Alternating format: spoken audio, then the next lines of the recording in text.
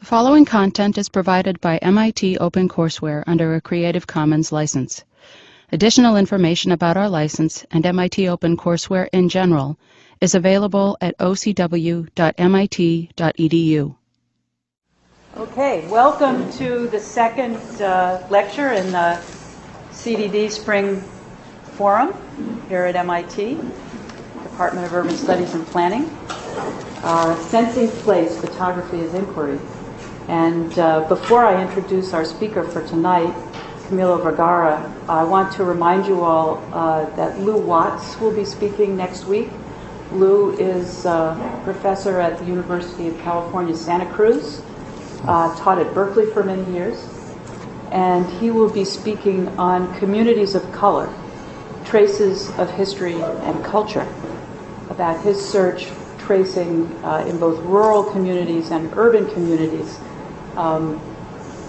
the roots of African American history and culture. I've known Camilo Vergara's work for some time, since his book, The New American Ghetto, was published, but I had the pleasure of meeting him just after American Ruins had come out in 1999 at a conference at the University of Michigan in Ann Arbor. And we pored over his book, and it turned out Camilo had a rental car and was planning on going in shooting photographs in Detroit at the end of the conference. So we hooked up and took a field trip into Detroit, into the train station and the old Packard plant, and really some extraordinary places.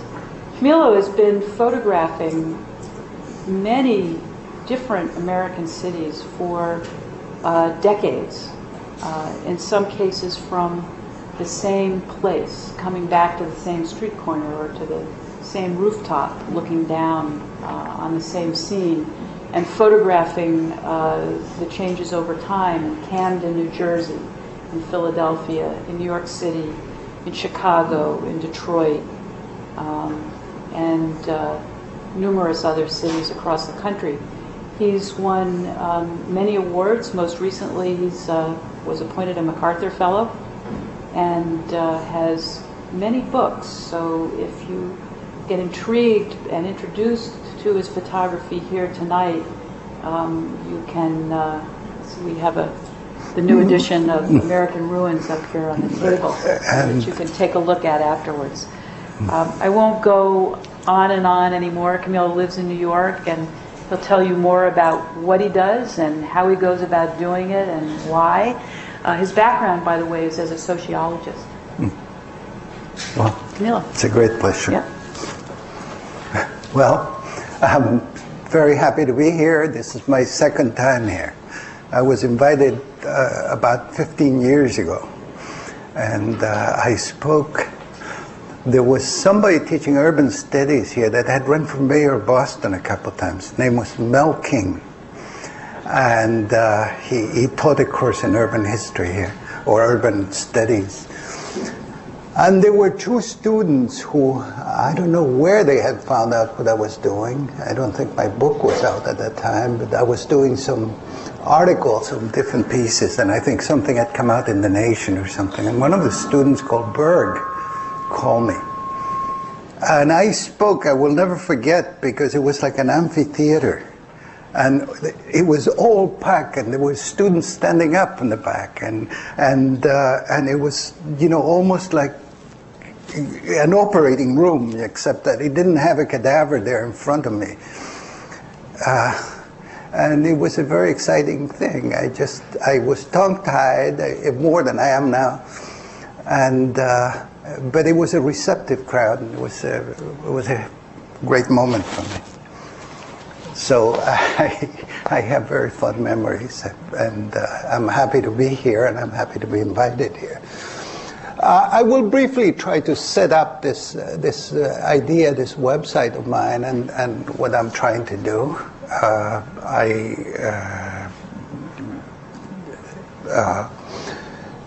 What I was trying to do is what I used to see one of my professors at Columbia do. He would take a hand like this and he says, here, put the two hands together. And then you make an image of it, an impression. So how do you take a city and you, through pictures, you make an impression so that that city is reflected in the images that you take? You realize that most images that make it into the history books or make it into the planning books, you know, the different sources that they come out, they are either, you know, from the city archives, they are either from union archives, they are from the newspapers most often, and they have to do with events, so that they don't, the city, the way cities happen, the way their ordinary life, the way street lays down, is not something of interest.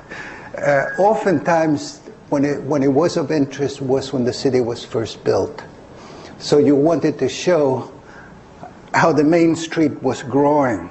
And oftentimes you use time-lapse pictures. I remember one time researching this and finding out Brazilian cities. And I had time-lapse pictures of streets of Brazilian cities that showed, you know, how the developers were, how the city was growing and becoming, in fact, larger and larger and larger. So photography was on the side of progress and growth.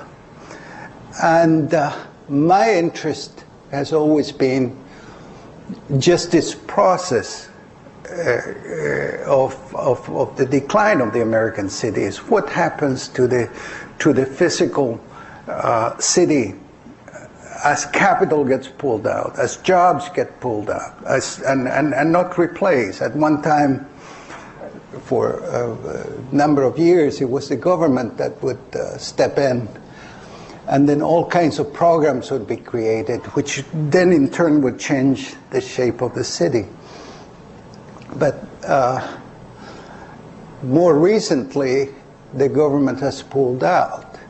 And one of the ways in which you can see it, if you take some of the most popular, most famous, or better, if I could say so, urban history books, and you look by times, you know, the times to which they go. The books are more recent. If the books cover the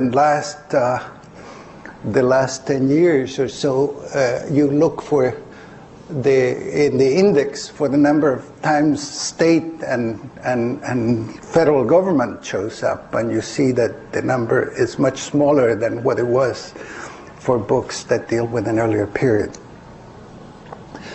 So, with that said, as a photographer, there are many photographers that have photographed poverty. Poverty being a separate thing that photographing a city. Poverty just tends, the photography of poverty tends to concentrate on the idea of a person who happens to be destitute. That never appealed to me because human beings don't change very much. I mean, they change in terms of the clothes that they wear, but, you know, seeing a poor person from the 19th century and seeing a poor person from the 20th century is something very similar. What really interested me was the background of poverty. What was behind this? What was behind people, and then the environment in which they live, because that has changed. That goes from changed very dramatically. I mean, for those of you who used to be familiar with the high-rise projects, you know, you can go to a city like Chicago today and look for those high-rises that were stretched for, in the case of the Taylor homes, for about 2 miles, and probably you find 1 or 2 examples left, you know, where there were 40 or 50 big towers standing up. So it's this landscape that I intend to, I have documented and I intend to present to you today. And what I have done, the form I'm trying to present it is by showing you photographs of the city of Camden, which is a city that I have photographed since 1979. This is done with support with the Ford Foundation and working together under the sponsorship of Rutgers University, who happens to have a campus in Camden, in association with a historian of Camden whose name is Howard Gillette. And he's just completed a book called Camden After the Fall. And he's done a very concise introduction to the website where you get the major figures and the major changes that Camden has gone through. The Camden website is invincibleCities.com. And the Invincible Cities comes from the fact that Walt Whitman used to live in the city. He died there in 1880. And his house is still there, and his mausoleum is still there, and you will see it in the pictures. So what I like to do is to start with the photographs, show you the photographs relatively quickly, and then if possible to open up for questions, because I found that in several places where I have given this presentation, the questions at the end after the presentations become much more, the whole thing becomes much more interesting. So we start with a photograph of the inside of a factory. Now you will see 4 or 5 like this in the website. And what was very interesting is that this was a chemical plant. And this chemical plant called Hollingshead in Camden became for someone like a little art gallery. And in this little art gallery, I selected this eye to open the website. It's like the eye of the photographer, but it's the eye of the photographer within a factory window. And the idea of deindustrialization and the post-industrial city sort of come together in some way. Let me just see. I started taking pictures of Camden, and this has been my policy since the very beginning of this attempt at getting a replica of a city. Is whenever there is a high point of view, I make an effort to go to the roof every time I go to that city. And this has been my perch. So year after year after year, I would go to this building, which was a building that was built in North Camden for the purpose of providing a different type of housing and a better type of housing and a more secure type of housing to the people who lived in those row houses that you see below. So the idea was to keep the people in Camden and to stop them from going out. So I did that. I went to that building, to that same corner. You see the largest grocery store in North Camden. It's right on the it's right here where I'm pointing. It's still there. The house has disappeared. They built some new housing was built by the river. The river is the Delaware River, and this center part of the photograph, that's almost all disappeared. Camden lost about 40,000 inhabitants and now has a little under 80,000 people living there. North Camden was a very, very densely populated area of Camden, and there were factories all around the place. You could walk from here and work in a place called RCA, which during the war employed as many as 25,000 people in something like 20 buildings, and you're going to see one of the buildings was saved, and you'll see it at the end of the presentation. So you see that there is some new housing being built, but many more are disappearing from that central area. Let me just see. That's the last of the series. The river in the back is the Delaware. That's the one that Washington crossed. And we talk about images as a source of discovery. This is the house that was standing right in the middle of the picture that we saw before. And what you see there is something that that I had never seen before, and that is that children would go out, and I saw this more than once, and there was an abandoned house, and there was bricks that are falling, so that, you know, maybe because there was no place to play, maybe there was no gym, no other place. So one of the sports, one of the games that was there was throwing bricks at a standing block, at a standing wall, until the wall actually collapsed.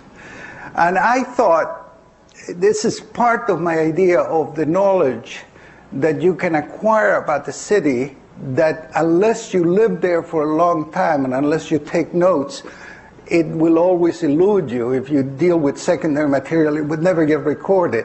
Is that there is, if you were to take the time and to look systematically, you would find a whole series of activities that you won't see anywhere else, and this was one of them.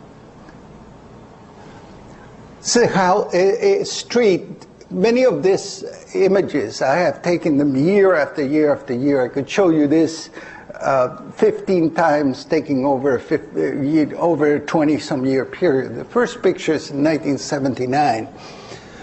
What I found, you know, sort of mesmerizing was the idea that a city could disappear. You know, here the city is more or less complete. Some of the houses are boarded up. And there, the first picture is 79, the second picture is in 88. And then what I found that also very peculiar and interesting about Camden was that the sign that you see that says danger, Hargrove demolition, that this sign was everywhere. And then I found out that he had a website, and on the website there was a claim to have demolished as many as 5,000 buildings in Camden. And then I came to the realization that instead, in the city of Camden, instead of having a master builder, like we did have in New York with Robert Moses, we had master builders. And maybe in other cities that have suffered and have been taken down so much as Camden, I don't know if it was just one person or one company that has done most of Detroit. It's probably more than that. But I think this whole process of taking a city down, it's almost as interesting as the process of building a city.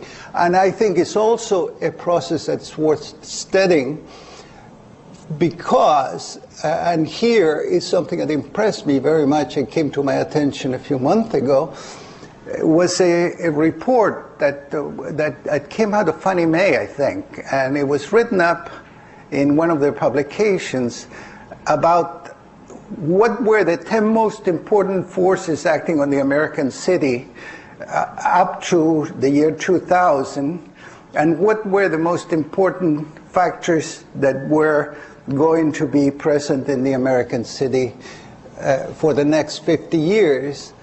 And one of them, in which a group of 150 historians and planners and so on agreed on overwhelmingly. I mean, it wasn't like 50-50 or divided. It was that we were going to have a permanent underclass, and they used the word permanent underclass. Well, if we have a permanent underclass, we're going to have permanent Camdens. Just so, it happens to me all the time. And if we're going to have a permanent Camdens, we may as well get to know them, because they are part of what the country is all about, and they are part of the history of the country. And I also think, in some way, and in most of us, although you know, it's this sort of thought is very discouraging, this idea of permanence. I think in most of us there's still an idea that these extremes of poverty don't need to exist. Most of all in a city, in a country as rich as the United States. But that has been said too much. That picture was taken in '96, and that's what the block looks like right now. The pink house on the right was of a lady that you see here, and she happened to be very secure, and she had this very nice apartment right there on that block where everything was collapsing. And one time I asked her how, and she said, well, there are 4 Latino policemen in the Camden police force, and the 4 of them are nephews of mine. So they would take a break and come and have a cup of coffee with her, and so everybody left her alone. She died very recently. That was one of the most important corners in Camden. The street was called Broadway. There were big theaters right there across the street, and this is in decline. The year was 1981. The next photograph was just taken. So this is the process, the dismantling, the taking down of the buildings. And that's a view of the same building with a person that's waiting for the bus.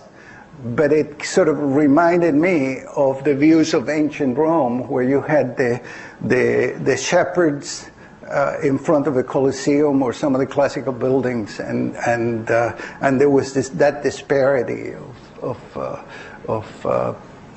lives and you know, the context in which they were placed. Over the years, I've seen the effort. The bank is now a church, and I have seen the effort that the church has had to go through to be able to paint that immense building. So it took them like 5 years to do one side, and then they tried to do the other side, the main street side, and they still haven't gotten to the top.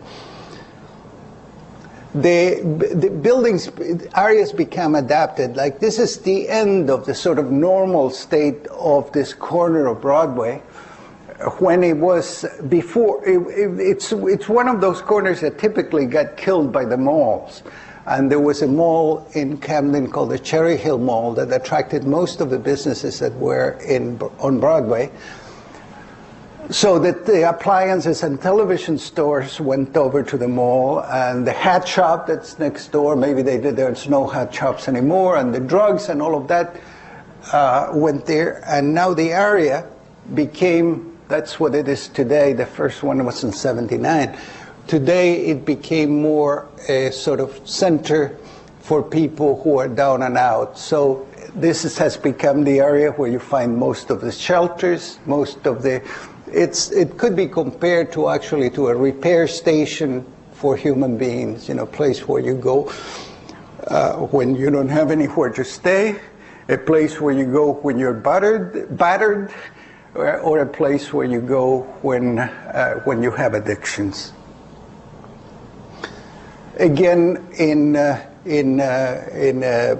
empty lots, sometimes you see these creations that develop sort of one piece at a time. And what this is a local Catholic church that went to one of the empty lots and put a cross there, you know, so as now that we don't have the state and the federal government to help us, we have to go to a higher power. And so they put this there, and then other people begin to bring their benches and their tire planters, and it becomes kind of a little sacred space that I continue to keep under observation. That's a church. It's of course the last of the row houses on this block, and probably the only one. And there you can see how it's the stoop that leads to that leads up. It's also used to lead to the house next to it. Again, another church. There's no shortage of churches in Camden. It's very cheap to get a building that you can habilitate and put a church in. It's also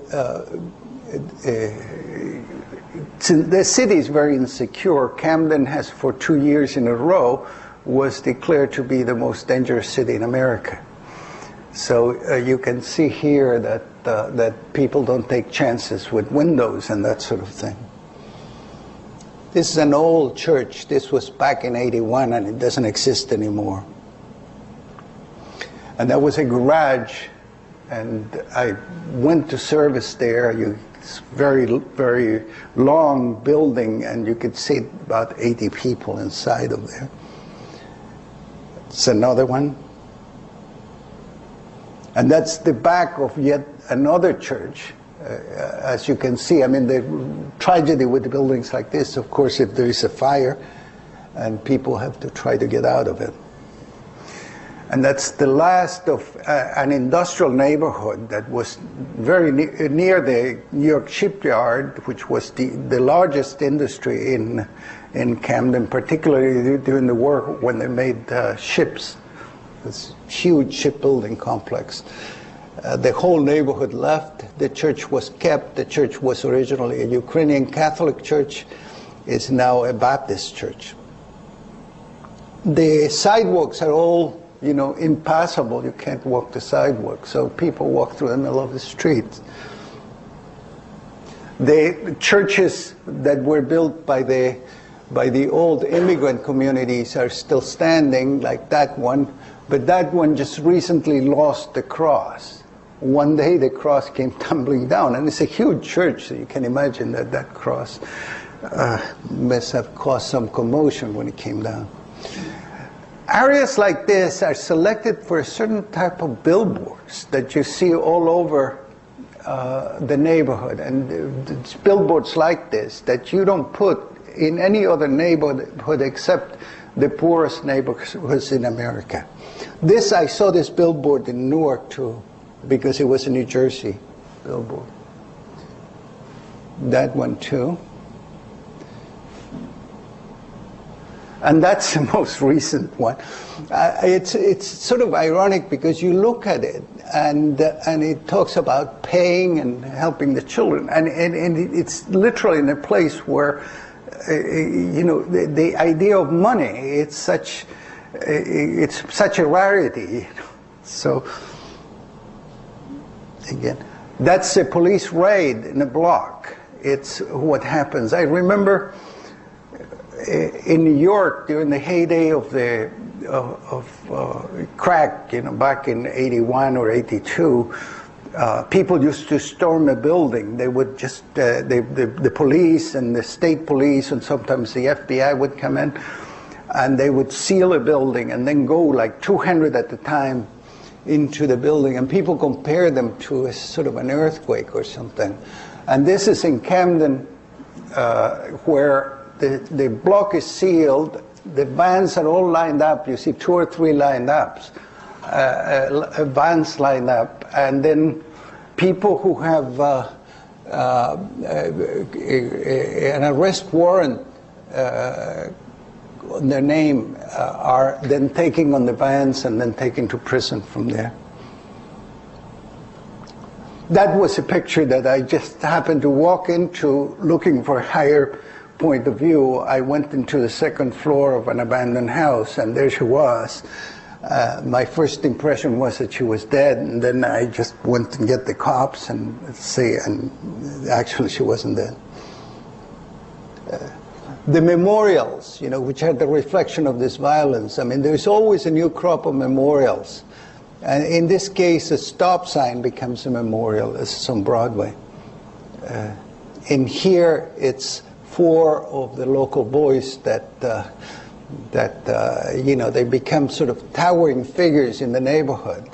And the fact that they were memorialized in this way so infuriated the local Catholic priest that he came with paint and roller and painted over this figures. And at the same time, a whole group of drug dealers from North Camden came to scream at him while he was painting over this. That's a more recent one from East Camden. And this is one that it's almost like the masterpiece of the genre. It was featured in the New York Times about a year ago. And the reporter and the the policeman agreed that this was sort of a gem of a mural. But at the same time, they said, well, it has to go, because it glorifies the trade. That's another one. And then the city has all the signs that have been left, from the times when Camden was a city like many other cities in America. And there are signs like this. This is a store that, for some reason, still is functioning. But many of the other ones have disappeared, and they have left their signs there. Some of the companies and some of the logos have disappeared. Right? That's Christopher Columbus, that was put in a city park by the Italian community. And then there are the signs of the old, that connect, that tells, we were once a great city, we had great bridges, we had great buildings. And that's the Ben Franklin Bridge. That's one of the piers of the Ben Franklin Bridge that says Camden. That's the house where Walt Whitman lived. Back in 1984, you can see it had an abandoned house right next to it, and it had a vacant, one that was a crumbling ruin, and another vacant house that was later fixed. And later, across the street from the Walt Whitman house, they put the Camden County Jail. So it's sort of, one can't help thinking, of what would Walt Whitman have written if he was still around. That's where he's buried in the cemetery. And surprisingly, his mausoleum is one of the buildings that has changed the least. But his intention from the very beginning was to build something really rugged and rough that would last forever. In 1976, during the bicentennial, there was a debate in Camden. And I'm the reporter of that debate. The debate was, should we join the bicentennial? And it went back and forth between the teenagers, and they said, what's there for us to cheer about the bicentennial? We still were slaves for another 100 years. And then at the same time, the city of Philadelphia was preparing itself for a great celebration. They had the tall ships coming, and they had the fireworks. So that spirit of celebration got into the students, the high school students, and the city gave them some paint, and they started putting a series of motifs that are very crude, but to me this is very revealing and very moving. So you see the date 1776, the horses, some pictures of Indian maidens there. And then some African-American fighters, fighting during the Revolutionary War. An eagle that got eroded there. And here you have the African-American worker, and at the same time the famous civil rights photograph there that has been superimposed. And that's a detail. And that's all there is left of that. It's the old flag. This is another one of the photographs that was found that was taken in the same factory where the first picture was, and I think it's a play with the Statue of Liberty. Some buildings stay, and I think this is what. This one of the things that I find very interesting is it's a few people managed to make the transition. As the city made the transition, they stayed there with their businesses. In this case, it was a couple that had that bar, But they continue having that bar, even though the neighborhood around them changed completely. So even though it was a white neighborhood of Poles and Ukrainians and Irish, it changed into an African-American neighborhood. But they were there, and the business continued to thrive, and everything around them sort of disappeared. So here is this bar, one of the strangest bars in America, that is in the middle of nowhere, and it has, sometimes you find around it almost the whole lifestyle being built. If you go a summer day, you find people barbecuing all around there, as if it was a city park. If you go in the winter, you find people selling such things as socks and cigarettes and so on. It's another one of the things that it's left behind that stay there, and that's a store in Camden, and that is a place that sells religious objects, mostly to a Latino, to a Latino clientele. That's part of the eroded cityscape. That's what, some of the streets, or many of the streets of the city look like today. A house that has been sealed there and sort of preserved, standing almost blinded. One house, and here is something that I do want to follow through this. What happens when there is one house that is either attached to a house that is abandoned, or where, like in this case, is attached to several houses that are abandoned? How long does it continue? What happens to the people inside? How do they perceive their situation? What is if I go there next year, if I go there the year after, will they still be there? Will they sell the house and give it to somebody else? Again, here is one that is occupied and is tied up to all those other houses that are scheduled to be demolished. You can see the sign there for demolition. Those are houses that will go very soon. Part of the reason why so many houses in this particular area are going is because the land itself was polluted there. Much of that industrialization, the heavy industry that took place, that was there and thrived, polluted the land. And depending on what the pollutants are, sometimes that can take 7 years, sometimes longer than 7 years to clean. And it's really a major undertaking. So this area is all going to be cleared, and the cleanup period is going to start.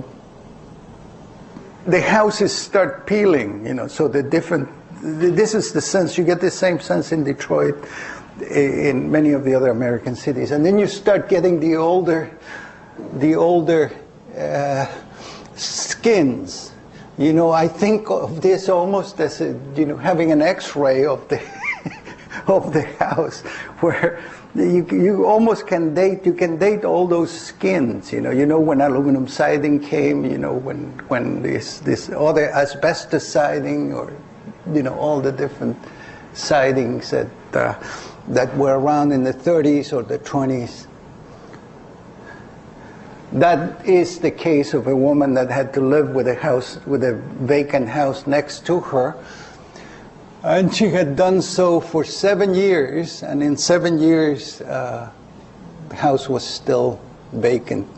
That's the house next door had recently been vacated. An elderly lady lived there, and she got too old, and she had to go to a hospice. And of course, the house was burnt. But next door, they continue to live there, even though it's wide open. It's a similar situation here and here.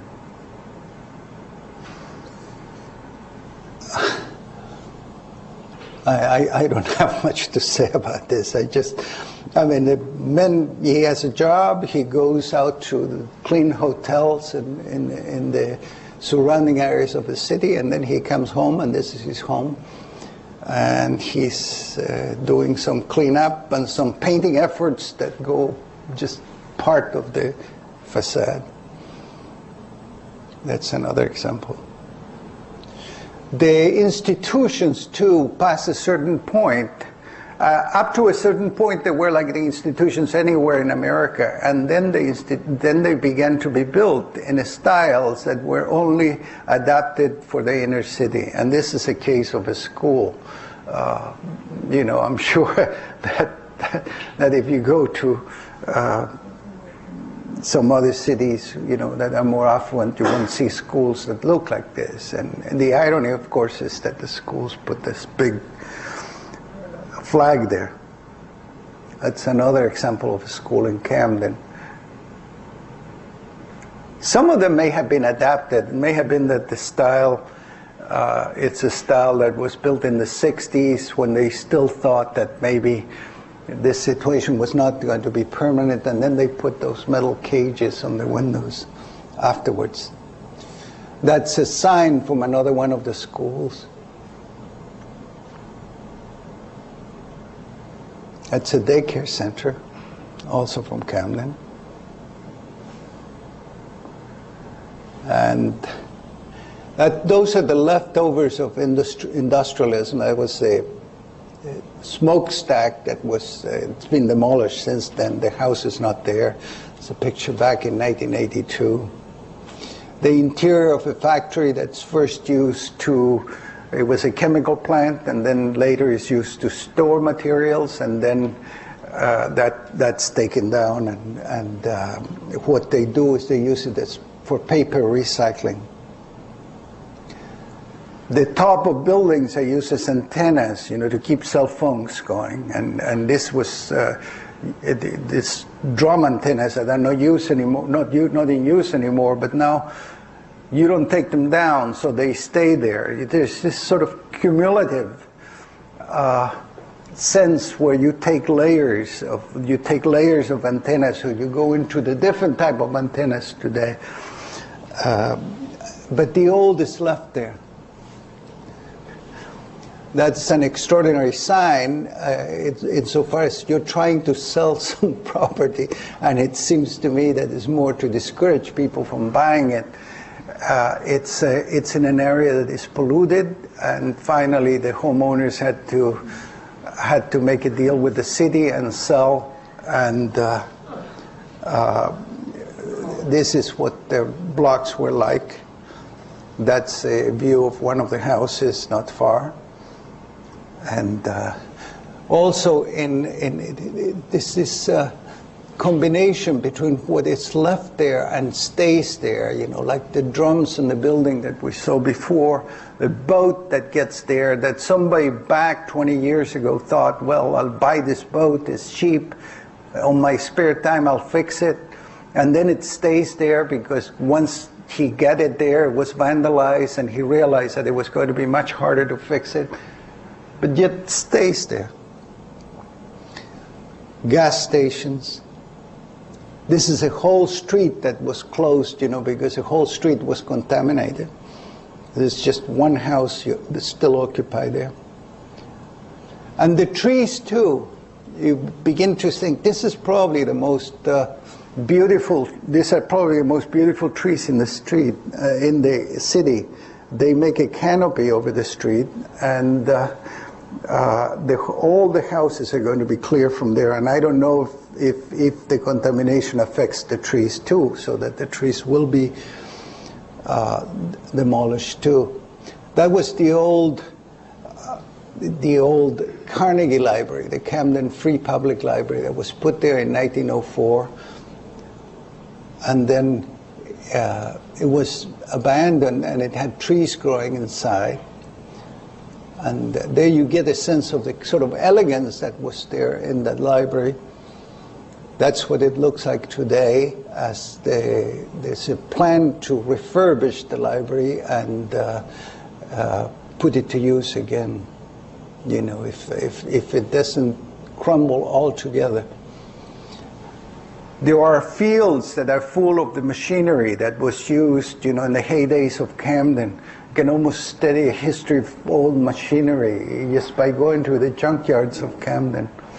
And these claws are part of I believe, of a crane. The city that used to make ships now takes them apart, and then the metal from the ships is exported to China, where it's used to build new products. That's another one. Camden has these huge areas that were one industrial areas. Now they're junkyards. So the city has become not only the transition has been from production to this the junkyards, but also prisons have been built in Camden. There have been 2 large prisons, and in addition to that, there's been Camden has become the place where the sewage from the suburbs is treated. So in some of these neighborhoods, particularly the one where you saw the sign before, if you go around, the smell is almost unbearable sometimes. See, this is a truck, where it's all refrigerators and the like are being taken to one of the junkyards. That's the prison, that's the state prison. Not to say that there is not still some sort of everyday normal life. I mean, there is a police athletic league, and the kids play soccer there in the fields. There are places like this trailer park, which to me was extraordinary, because it was the only place where I saw probably 100 or more than 100 units, none of which was abandoned. So here the trailer park, which usually is used to, to despair neighborhoods, it's somebody from a trailer park, was the good neighborhood. That's a Hope 6 project in Camden. The old projects that were demolished. And near the waterfront, near the Delaware River, and very close to downtown Philadelphia, a number of buildings, some of them historic buildings, are being fixed through a recovery program that put something on the order of $170 million from the state to be used to do such things as an aquarium, an expansion of the aquarium, some industrial parks, a center for performing arts, and so on. And this building that was then fixed, this was the headquarters of RCA in Camden. A building famous because it had the logo of the company on the top of the tower. And then it was allowed to deteriorate, but then it was fixed, and with $50 million of government help. And now it's a success, because the trip to Philadelphia takes 10-15 minutes to downtown Philadelphia, and there's like a security cordon around. It's like recreating. It's like creating a wall, 2 cities separated by a wall. That's the aquarium, the entrance to the aquarium, which is now run privately. It was built and paid with public funds. On the edges of Camden, you see an immigrant presence, as you see, in this case, you see Vietnamese people, and they have a couple of Vietnamese restaurants as well as a pagoda and several businesses. Also, Mexicans are starting to come to Camden, and this is also in the periphery, and this is one of the restaurants.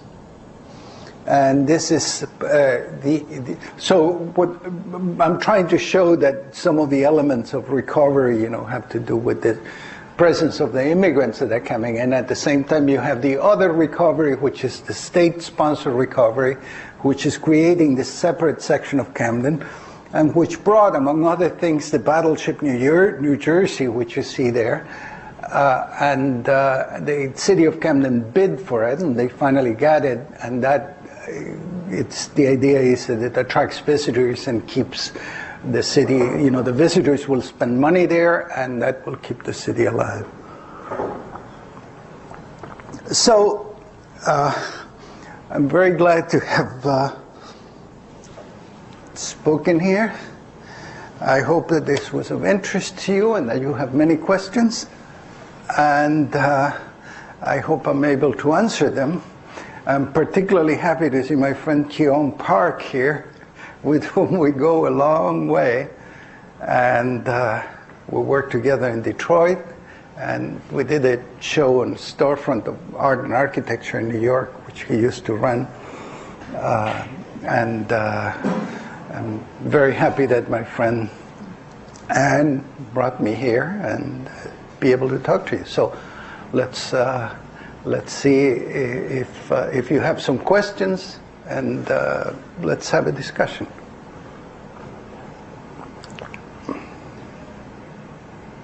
Go ahead, Larry.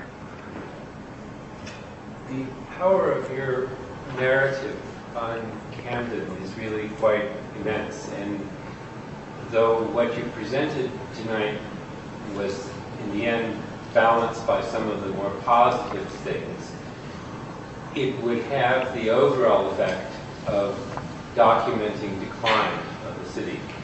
And my question is, do you want your work to be perceived that way, as opposed to photographing the city in terms of its coping mechanisms and the efforts that people have?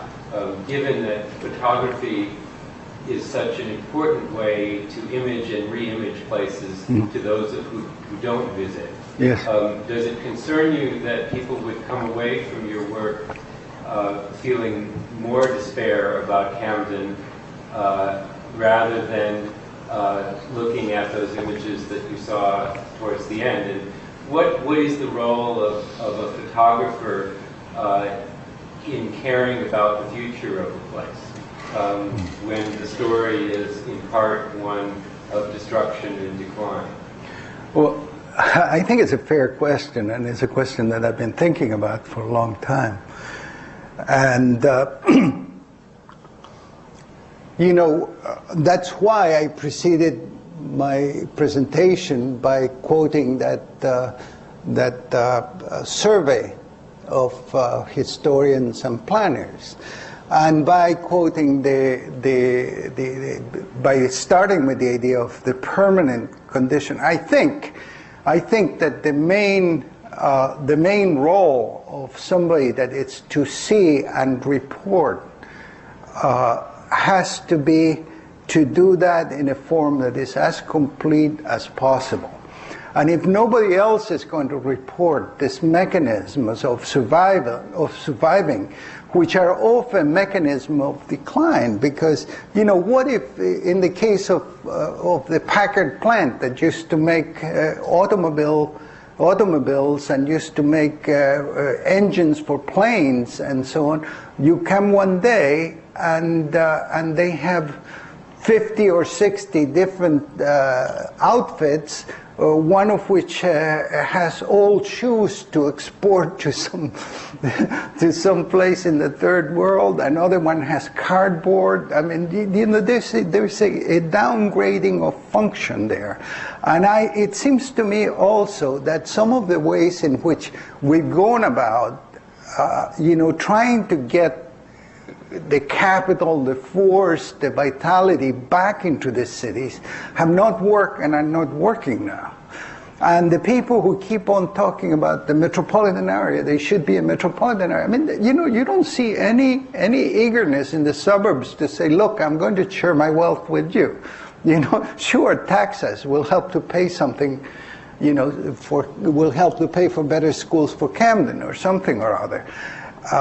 Because if you do the math, you realize that the metropolitan areas and all of these areas they're very affluent, and it wouldn't take very much to improve significantly the conditions of Camden. Yet the moment you start hearing the politicians there, the way they defend their money, their turf, the way they don't want higher taxes, you don't imagine that is ever going to happen. So then what are you left with? Well, what you're left with, it's a powerful weapon, which is the internet. And then you sort of have to go into forums like this and say, look at my website, and the hope is that somehow, it may not be it may move someone that it's not from the immediate area, it's not from the metropolitan area, it's not from across the river from Camden, but it may be from thousands of miles away, and say, look, there may be something I can do in this city. I mean, in some ways you did it. Kyung, you went to Detroit and you were there and you tried to start something in Detroit.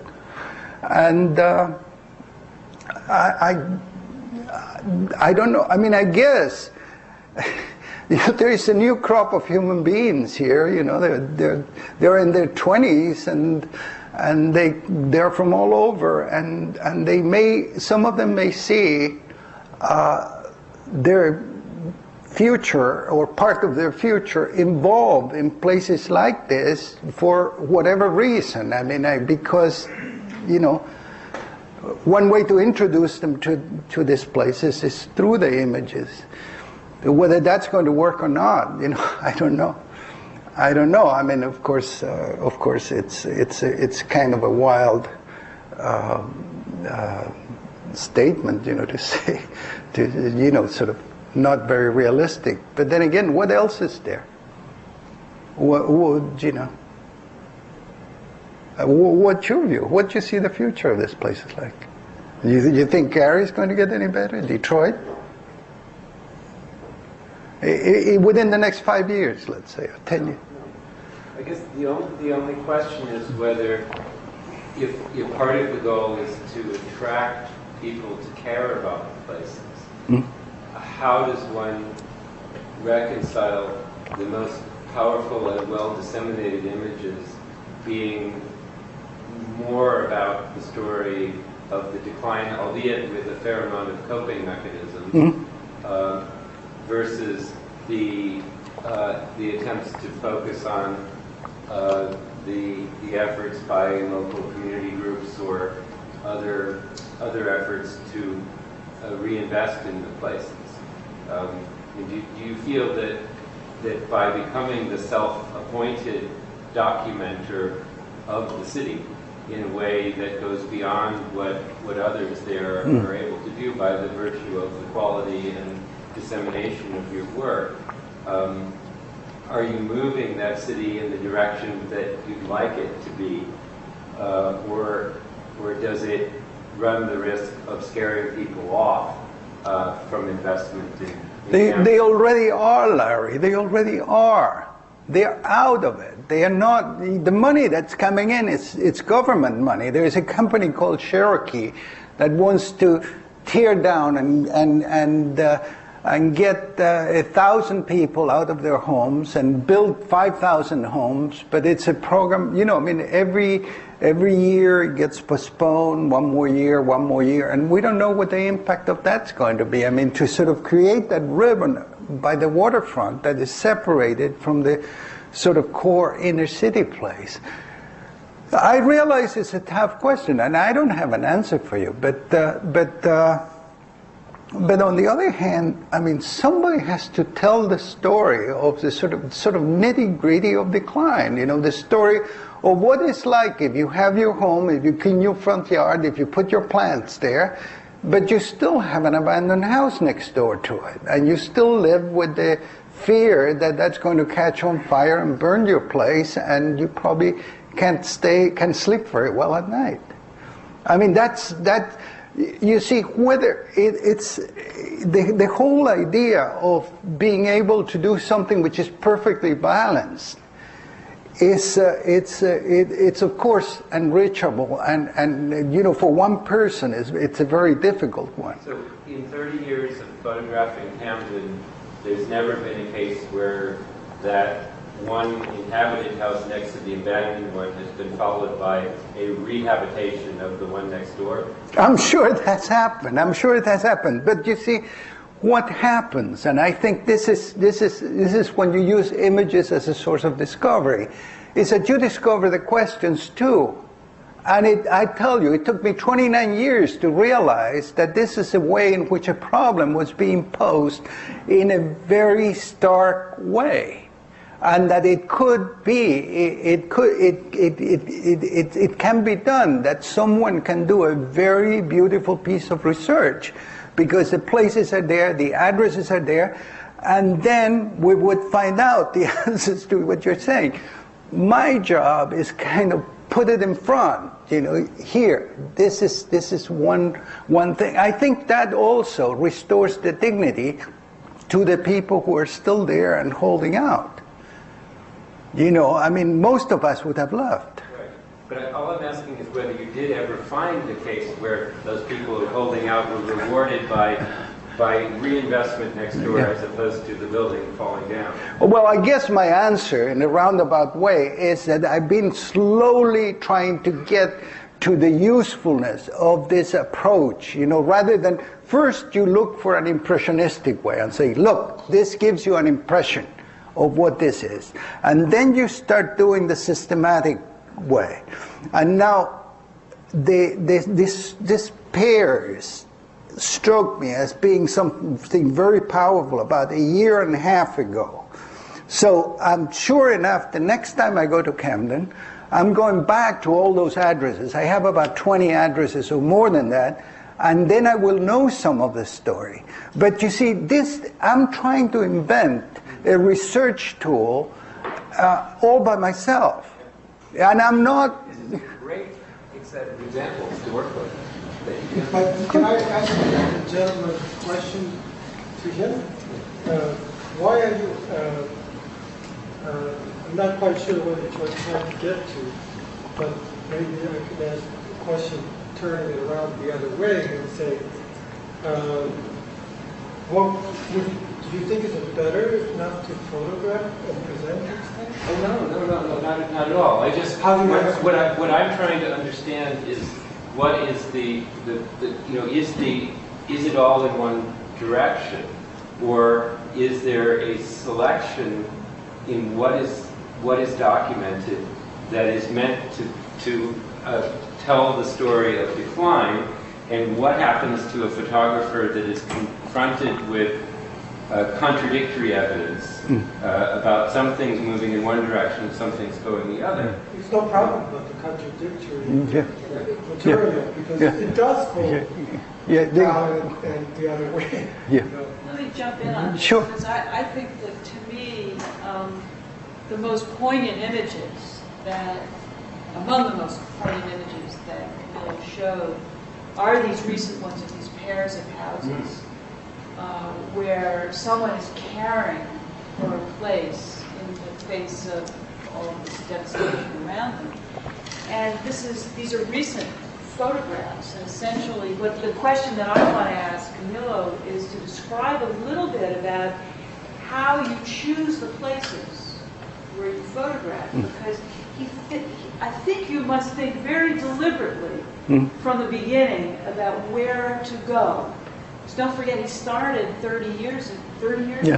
Yeah. Started 30 years ago, he had to make some decisions. And so how did you decide where to go? And then how did you then branch out after a while and start finding other things like these pairs of houses? Yeah. Well, you know, you start because you want to show what extreme poverty and the environment of extreme poverty in the United States, urban poverty, is like. So you figure, it's like Jacob Riis.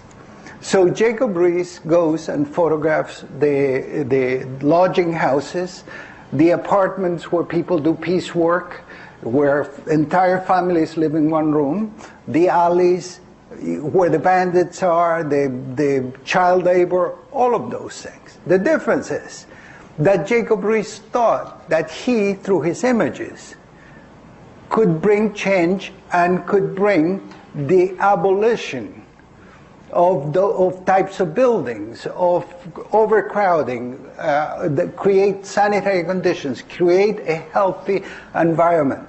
The difference is that we've seen these situations in some ways get worse over a period that by now I take it to be about 50 years. So it seems to me that the strongest representation that you can make of this thing, the sense, and I'm really, you know, I mean, I think you and I are sort of past, you know, you know, and I think I'm addressing the 20-year-olds. I'm addressing the 15-year-olds if I could. I mean, if I have to go, I said, look, this is here. They tell you, this is your country. They tell you this is going to be permanent, that it's going to be here for the rest of the time you'll be alive. Do you think it's right? I mean, I don't say that thing. You'll never catch me saying it unless you kind of press me. But I think that it's my hope that that is going to get some sort of a response. You know, and maybe not, you know, maybe not. I don't know. Let me just get one more and then you can. Go ahead. There was an exhibit last year in Berlin on shrinking cities. Yeah. And they documented 500 cities that were in decline, post-industrial cities. So it seems to me that it's a global phenomenon, that it's part of advanced capitalism, and something that's happening throughout the world, and I don't know whether there's a clear analysis of that. Part of the exhibit, though, had similarities to what you've been doing, in that it was almost like an archaeology of decline. Yes. So you saw the effects, you didn't see the response, so it left you feeling, you know, not quite clear about the direction to take. So I guess there's this issue, which is what I guess Larry was raising here, of the degree to which your images promote struggle and a sense that you can respond on different levels, versus a sense that this is something that's beyond you and you best find your way outside of places like Camden because it's a very difficult struggle.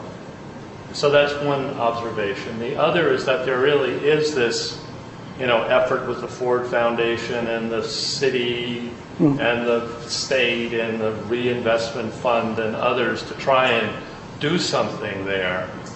But you don't really have an honest dialogue about the effects of those kinds of efforts. What's really working, what isn't working, what have you learned, all of that. So in the places like Camden and like, I think there's Sandtown, Winchester, and Baltimore, where there's been this big effort to turn around a really distressed place, you don't really see what exactly has worked. So that's a little bit, you know, in terms of those of us who want to do something about this are always kind of left feeling that there's a big thing here to be dealt with, but the lessons learned are not necessarily drawn out. And I think you've documented what in fact happens if nothing is done, but you leave open whether or not anything can be done. Well, I think that's fair, and what I find, what interests me is to try to the utmost to make the places understandable. In other words, I think what you say, and Kyung was involved with the Berlin project, you know, I think having an involvement with a place of 26 years allows you to be able to follow certain stories, and those stories will make people relate to the place. I mean, the stories sometimes may not be stories of great achievement, just putting a few paintings on a block or two of Broadway in Camden may not amount to very much, but it's certainly illuminating in terms of what was like to be a teenager growing up in Camden, and how do you respond to this situation of obviously living in conditions of extreme poverty across the river from what looks to you like a thriving center city. So it's how do you relate to it? You see, to me, the great problem with these cities, and I think it's just as true of Gary in the end. I mean, I think Detroit has gotten some interest, but there are many other cities too that have like walls around them, so that what happens there just doesn't count. It doesn't make it. It's not there. It's not in the books. So it's that vacuum that with whatever I can do, that I want to fill up. I want to say, look, this building is from a time when Camden was like any other city in America, when it was quote unquote normal, but then things like this happen as the time progressed. And of course there are reasons for that, and there's much more than what I can say that other people can say. But I'm making a pitch. I'm also saying, and I'm glad to do it here, that this is a legitimate course of study. And I'm happy that for the first time, people like Tom Sugrue and Howard Gillette and Robert Self are taking these places and are writing monographs, about Oakland, about Detroit, about Camden, New Jersey. And they will be there will be something that you cannot put a wall around, because we're very good at putting walls around things. I'm sorry. You like to? Let me just. And I'm also a photographer, and I've done several cities. And I definitely agree with you of the importance of being able to see and feel the marks of the city over a period of time. It's not something that can be done overnight. People want to do it as a complete dedication. Yeah. It took me 15, I've done the city for 15 years, I've done Berlin for 10 years.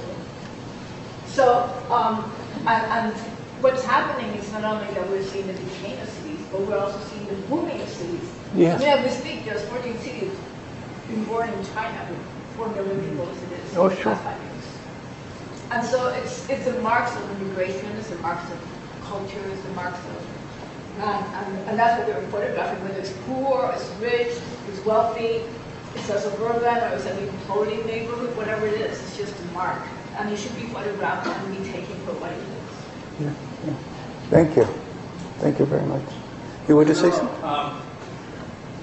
During this period of time, did you really sense that the decay happened at different rates as it went along? Was there one period where it just really hit?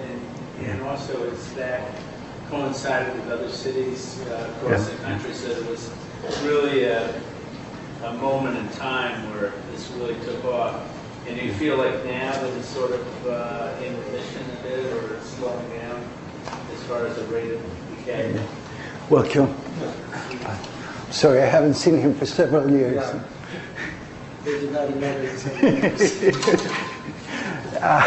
Yes, I think the period of the crack epidemic was one where you saw change happen very fast, and buildings going up in flame and so on. And so I don't know. Sometimes I get that sense, like that block has gotten a form, maybe the new form, of the repair corner for people, with the pizza place and the shelter for battered women and the shelter and the methadone clinic and sort of the new commercial block, the new form of the commercial block. You feel that at one point that is maybe it's going to be like that for the next 10 years. Now, one thing that I didn't say at the beginning, and I know that somebody asked the question, how do I pick what I pick? Well, I pick all tall points of view that I can get access to. So if there is a bridge, I go up the bridge and photograph from the bridge. If there is a tall building, I go up and photograph from the tall building. I also do the major commercial street with a lot of care because I know the importance of those streets. So I do it almost systematically, you know, every block, at least one picture, 2 or 3, and try to stay with that. In the case of Camden, I did the street that had the, and this was sort of insane when I think of it, that the street where the drug trade was the most intense, and that was Bailey Street. So you have a site, if you click on the Bailey Street, you see what a really, a street that had a very heavy drug traffic was like. In addition to that, I either drive around or walk around most blocks, most neighborhoods, most alleys, try to go inside wherever I can go inside. If I can go inside factories, if the factories are open, if they will let me go in, I'll go in.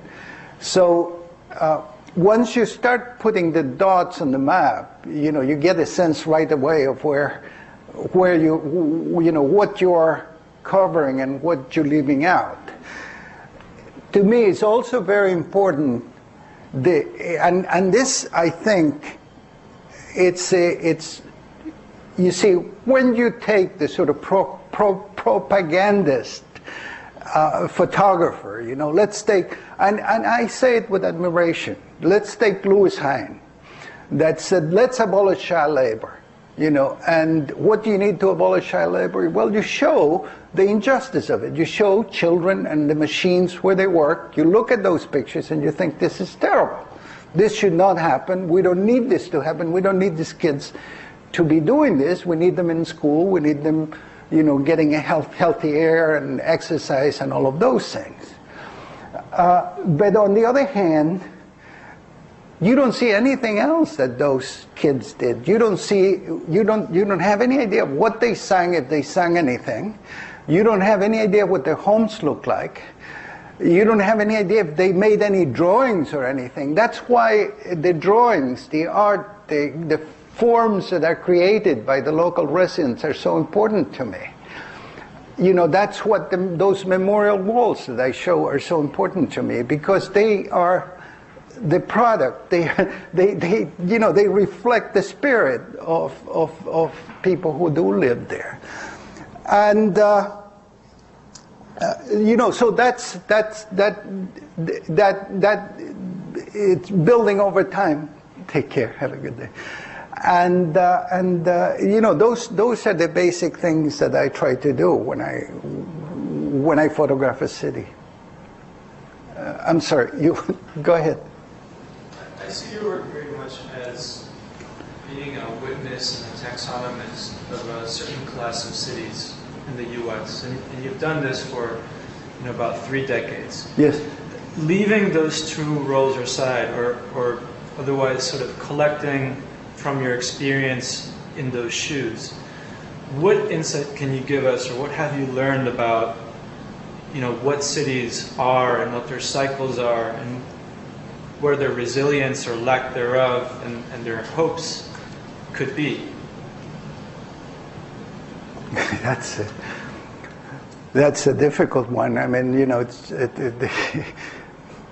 people think that the best thing to do, I mean, this I've heard from, I'm sure you also have heard it, you know, that the best thing that people in Camden or in Gary could do is just pack up and go somewhere else. You know, it's, now they're saying it about New Orleans.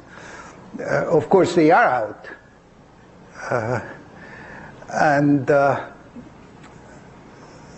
You know, is there a point where cities actually become a liability for the people who live there? I mean, it's a heavy question. You know, we always thought that cities were such a positive thing. You know, that cities, the crowning glory of civilization. It's the place where the mind can function, with most intensity, with human beings become engaged, and then see them really as dead places, places where you should encourage. But then, the other problem really is that we have no place for the people who live there, even if they wanted to get out of there. Where would they go?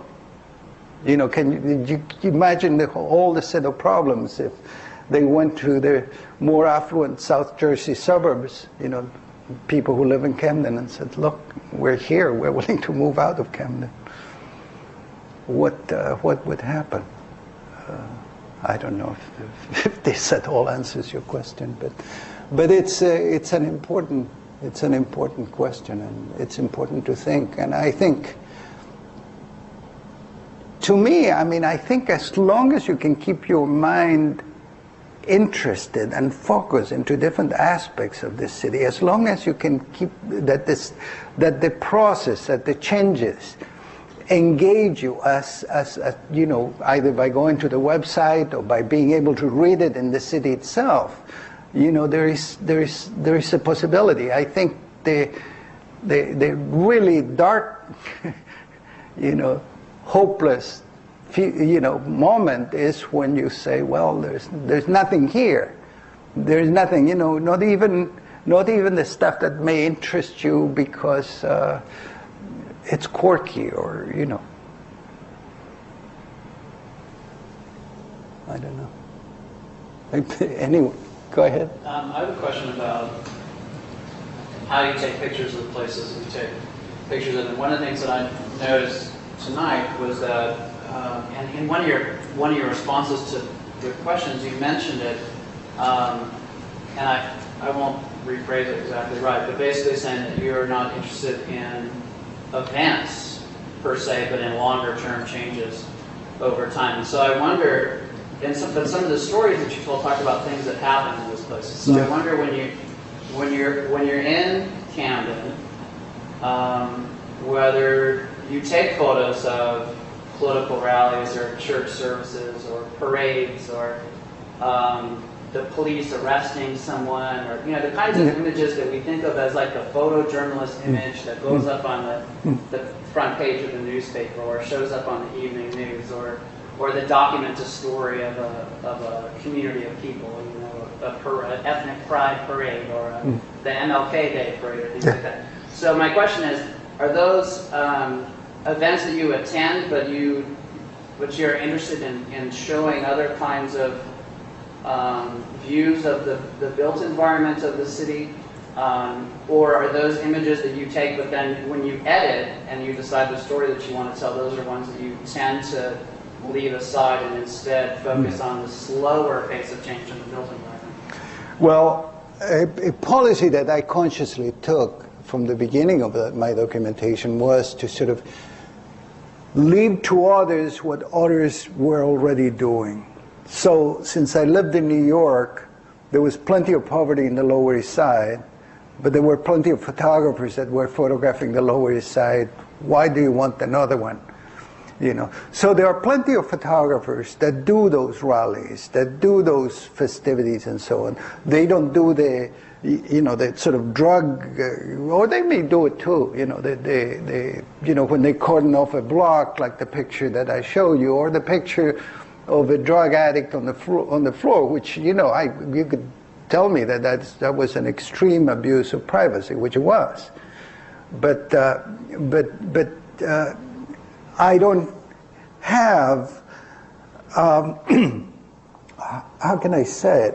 It's, there is a division of labor. I mean, those newspapers do take those photographs constantly, and they usually give them to the university. So Rutgers Camden at one time will get all the files from the Courier Post, and they will have the 80,000 pictures or 100,000 pictures, and they will get a big write-off for taxes, and they will have a huge number of photographs of precisely those things. I don't know how well how can I say, identify there will be.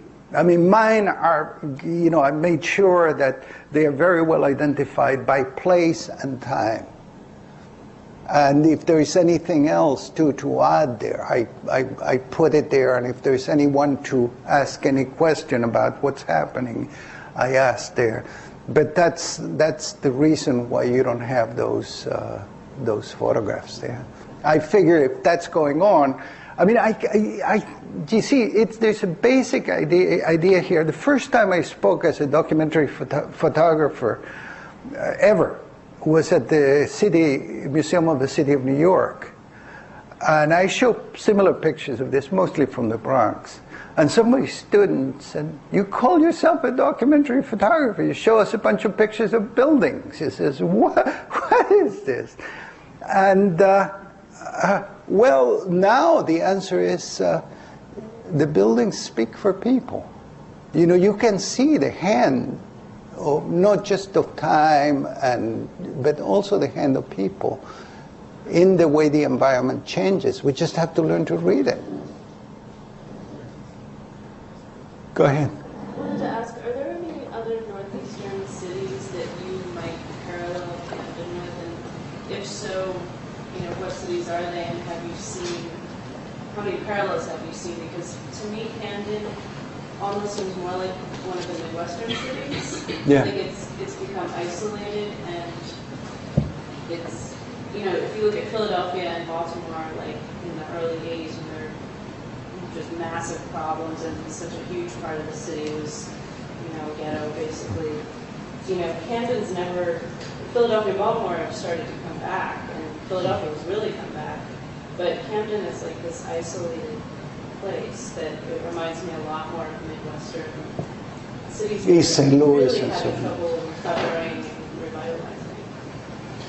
Well, I think there are parts of Philadelphia where I feel like I'm just in Camden, in North Philadelphia and parts of West Philadelphia like that. I could have shown you some pictures of Philadelphia scenes.